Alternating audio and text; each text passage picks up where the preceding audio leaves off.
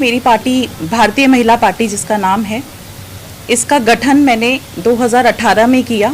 2016 में मैंने इसकी शुरुआत की थी। पीलीभीत में एक छोटी सी बच्ची के साथ रेप हुआ था।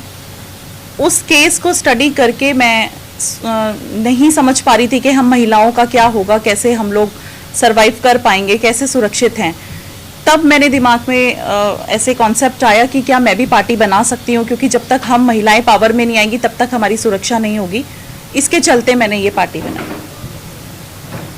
आपकी जो पार्टी है जी, वो महिलाओं के हितों के लिए क्या क्या काम करने की तैयारी करती है? देखिए, सबसे पहले तो महिला आरक्षण बिल है, उसे मैं पास करवाना चाहती हूँ और महिलाओं को बराबर का सम्मान दिलाना चाहती हूँ। हम महिलाओं को हमेशा पीछे रखा जाता है, मैं चाहती हूँ कि उनको बराबरी का हक मिले। तो क्या आपको लग रहा है कि जो दूसरी पॉलिटिकल पार्टियां वो महिलाओं को उनके अधिकार नहीं दे रही हैं? नहीं, बिल्कुल भी नहीं दे रही हैं। अगर ऐसा हो रहा होता तो रेप केसेस बंद होते, महिलाओं का शोषण बंद हो गया होता, लेकिन अभी तक ऐसा कुछ भी नहीं है। अब तक आपकी पार्टी ने महिलाओं के राइट्स के लिए अब तक कहाँ पे और क्या क्या? हम लोगों ने अभी तक दिल्ली के आसपास, यूपी में जितने भी रेप केसेस वगैरह हुए हैं, शोषण हुए हैं, उस पर आवाज़ उठाई है, बढ़ चढ़ के हिस्सा लिया है और उनके लिए उचित मांग भी की है कि उचित कार्रवाई करके उनको सजा भी दी जाए। तो आपको लग रहा है कि जो महिलाओं का जो एक बहुत बड़ा वोट है वो आपकी तरफ ट्रांसफर हो पाएगा आपके से? बिल्कुल हो पाएगा जी, बिल्कुल। अच्छा, आपकी पार्टी से अब तक कितने लोग तकरीबन जुड़ गए होंगे, एक अंदाजा औसतन? मेरी पार्टी से लगभग 10 से 15 लाख लोग जुड़ चुके हैं अभी तक। 10 से 15 लाख जी। तो क्या आप लोग इस बार दिल्ली के एमसीडी चुनाव में भी उतर रहे हैं? हाँ जी, बिल्कुल, हम लोग पूरी सीटों पे खड़े हो रहे हैं। इसमें महिलाओं की संख्या कितनी होगी? 50% महिला, 50% पुरुष। 50% होगा। जी जी, इक्वालिटी बेस पे हम लोग काम करेंगे। अच्छा, दिल्ली में किसान आंदोलन जो चल रहा है, सर मेरा आपसे सवाल है, जो दिल्ली में किसान आंदोलन चल रहा है उस पर आपकी क्या राय है? देखिए, किसान आंदोलन जो हमारे देश में चल रहा है, बीजेपी ने जो किसानों के लिए जो बिल पास किया था और वो बिल किसानों ने जो है उसको वापस लेने को कह रहे हैं। 11 महीने से पंजाब वाला जो हाईवे है हमारा, उसकी स्थिति ऐसी है कि वहाँ के जो पेट्रोल पंप है वो फांसी खाने को तैयार है, पेट्रोल पंप के मालिक, क्योंकि उस रोड पे एक तो टोल बंद हो गए। जो भी लोकल स्टेट्स हैं उनके जो टोल्स हैं वहाँ टोल पे कलेक्शन खत्म है, क्योंकि टोल पिछले 11 महीने से बंद है। और जो पूरा ये जो बैच है अपना, इसको हम बोलते हैं NH जो हाईवे है, पूरे हाईवे के ऊपर बीच में जो किसानों ने अपना पूरा, अब तो वो प्रॉपर तरीके से दे आर नॉट कैनोपीज, वो टेंट भी नहीं है, अब वो प्रॉपर तरीके से उन्होंने अपना सिस्टम लगा रखा है, उनके पास लाइट भी है और सभी जो सुविधाएं हैं वो उनको वहां से मिल रही हैं। अब ये नहीं पता कि केंद्र सरकार के विरोध में वो है तो उनको सपोर्ट कौन कर रहा है।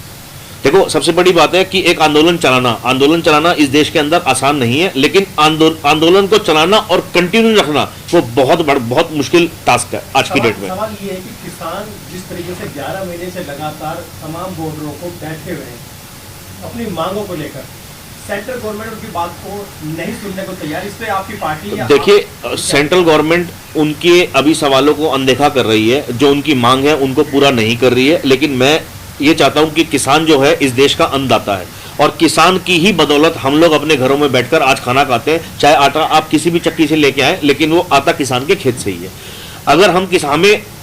अगर मैं केंद्र सरकार में होता, भारतीय महिला पार्टी अगर केंद्र सरकार में होती, तो सबसे पहले देश के अन्नदाता के साथ खड़ी होती। इस अवस्था में देश का किसान सड़क पे है, देश का प्रधानमंत्री हवाई जहाज में घूम रहा है, दिल्ली का मुख्यमंत्री पूरी दिल्ली का दौरा कर रहा है, झूठे वादों में लगा है, पंजाब का मुख्यमंत्री लाल बत्ती उतरवा रहा है, कोई कुछ उतरवा रहा है, लेकिन जो देश का अन्नदाता है उसके बारे में कोई नहीं सोच रहा है अभी। अगर भारतीय महिला पार्टी केंद्र सरकार में होती और भारतीय महिला पार्टी के पास ये अधिकार होता कि किसानों की मांग पूरी करी जाए, तो हम सबसे पहले सारा काम छोड़कर किसानों की मांग को पूरा करते। बीजेपी की केंद्रीय राज्य मंत्री के बेटे की गाड़ी से लखीमपुर में अभी इतना बड़ा हादसा हुआ, किसानों को मार दिया गया। मैंने देखा, वो बोलेरो कार से जो 7-8 लोगों को रौंदा गया था लखीमपुर में, वो बहुत ही दर्दनाक हादसा था।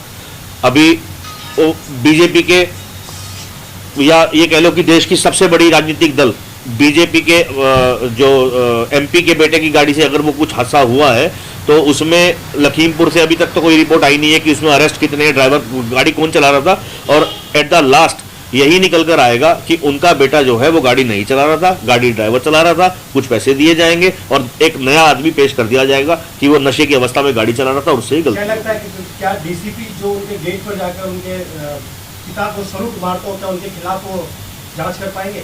कुछ भी नहीं होगा जी, जांच होगी नहीं। अच्छा, मेरा सवाल आपसे है, फिर एक बार फिर से दिल्ली चुनाव की बात कर रहे हैं, आप बार बार महिलाओं की बात कर रहे हैं, महिलाओं के अधिकारों की बात कर रहे हैं, तो दिल्ली में आम आदमी पार्टी लगातार ये कहती है कि महिला सशक्तिकरण के लिए उन्होंने बहुत ज्यादा काम किया है। तो आपको क्या लग रहा है कि दिल्ली सशक्तिकरण, महिला सशक्तिकरण में काम नहीं हो रहा है? नहीं, बिल्कुल भी मैं काम बोलूं नहीं इस हो रहा बात है। पे, महिला सशक्तिकरण के लिए हर पार्टी जब भी अपना मैनिफेस्टो लेके आती है, सबसे पहले महिलाओं की बात करती है। महिलाओं को सशक्त करने के लिए ही भारतीय महिला पार्टी ने अपना गठन किया है। शीतल वर्मा ने इस पार्टी का जब गठन किया, तब सबसे पहली और मुख्य एक ही बात थी कि हमने महिलाओं को सुरक्षा देनी है इस देश के अंदर, जो कि कोई भी पार्टी किसी भी लेवल पर नहीं कर रही है। आम आदमी पार्टी की बात कर लो, बीजेपी की बात कर लो, ग्राउंड लेवल पे रिजल्ट जो है वो जीरो, कहीं से कोई रिजल्ट नहीं है। आज अगर कोई रेप होता है, अगर उसमें कोई बड़ा MP MLA इन्वॉल्व होता है, तो उसकी कोई जांच नहीं होती, कोई कुछ नहीं होता। अभी रिसेंटली यूपी के अंदर MP MLA के वो 2-3 जो रेप के आ रहे हैं, और सोशल मीडिया पर बहुत कुछ आप ढूंढोगे तो मिलेगा। सत्ताहीन जो पार्टियां हैं, उन्हीं के लोग जो है ये सब हरकतें करते हैं।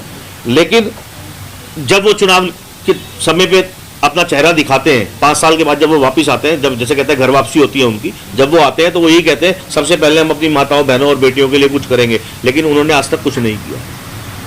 मेरा सवाल आपसे ये है कि लगातार जिस तरीके से, चाहे वो आम आदमी पार्टी हो, चाहे वो बीजेपी सरकार हो, महिलाओं को बराबर पढ़ाने का और उनको सुरक्षित रखने का दावा करती है, क्या ये उस पर खरे उतरे हैं? नहीं, बिल्कुल भी नहीं। अगर वो खरे उतरे होते तो मुझे निकल के बाहर नहीं आना होता। मैं महिलाओं की टीम बनाकर, महिला पार्टी बनाकर आगे नहीं आती।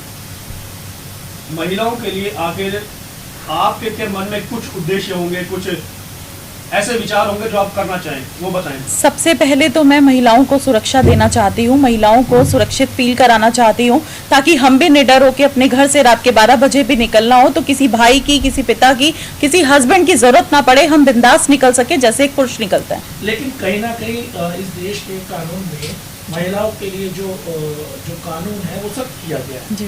लेकिन अभी हाल में हमने देखा है कि कुछ महिलाओं ने भी उसका मिसयूज किया। देखिए, बिल्कुल किया है ना, क्योंकि वो पीड़ित है। कार्रवाई नहीं बिल्कुल होनी चाहिए, बिल्कुल होना चाहिए। जो गलत कर रहा है उसके साथ न्याय होना चाहिए। जो बेचारा एक विक्टिम है, आजकल ये बहुत हो रहा है कि लड़कियां झूठे केसेस में बॉयज को फंसा देती हैं, शादी होती है, ससुराल वालों पे इल्जाम लगाती है। सच का साथ देना चाहिए। अगर हमारा प्रशासन, कानून थोड़ा स्ट्रांग करने की जरूरत है, अगर वो हो जाता है तो ये सब कुछ बंद हो जाएगा। लेकिन हमारा प्रशासन भी ऐसा है कि आप जाएं, उनकी जेब में कुछ पैसा रखें और वो उसी की बात बोलेगा जिसने पैसा रखा होगा। अच्छा, आप प्रोफेशन से क्या है वैसे? प्रोफेशन से मैं हाउस वाइफ हूँ। अच्छा, अब हाउस वाइफ से एक लीडर बनने में कैसा लग रहा है आपको? देखिए, लीडर तो हम महिलाएं शुरू से होती हैं। अच्छा। क्योंकि जब महिलाओं की शादी होती है तो वो ससुराल में जाती हैं, तो वो सबके रिश्तों को सबके मन में चढ़ती हैं। तो वो भी तो एक राजनीति है ना, किसको खुश रखना है, वो कितने सारे रिश्ते, घर चलाना सबसे बड़ी राजनीति है, रिश्तों को साथ लेके चलना। चलाने में कुछ बदलाव तो आया होगा पहले? यस, मेरा कॉन्फिडेंस बढ़ा है।